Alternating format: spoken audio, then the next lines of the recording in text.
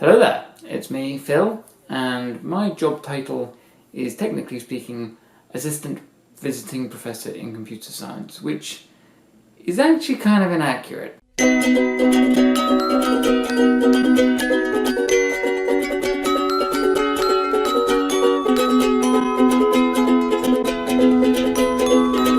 Nerd Fighters!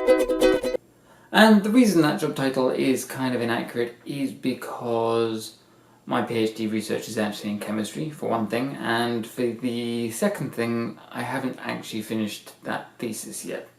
That's not strictly true. I have finished the thesis, I have defended the thesis, which I passed the thesis defense, by the way, yay me, and now I have to revise it, which is the actual really dull bit where I tidy up all the mistakes and corrections and errors that are in it, and then I get to graduate with a PhD in chemistry once I've done that. So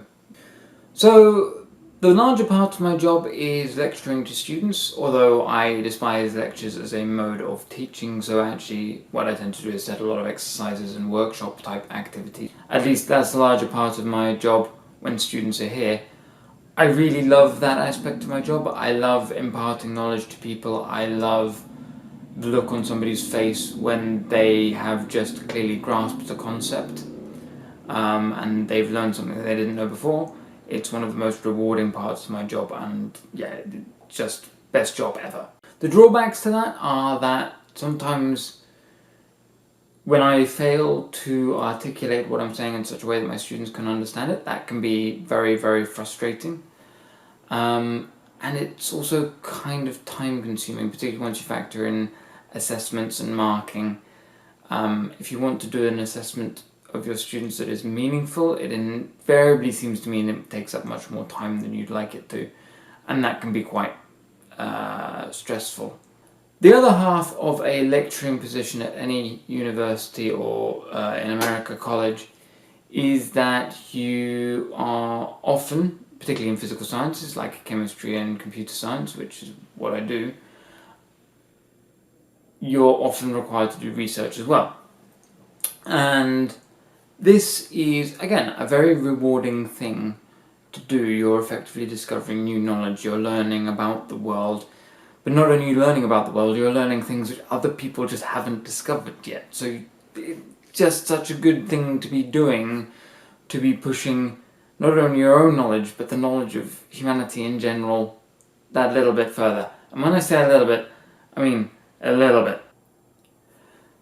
And this is where the bugbears with my career path start really manifesting, is that actually, in order to further down an academic career path, you have to publish what are called papers. And these papers are, well, they're much like papers at school, actually. You write out what your research is in an ordered way, and you submit it to a publication, and they review it, and they either decide to publish it or they don't.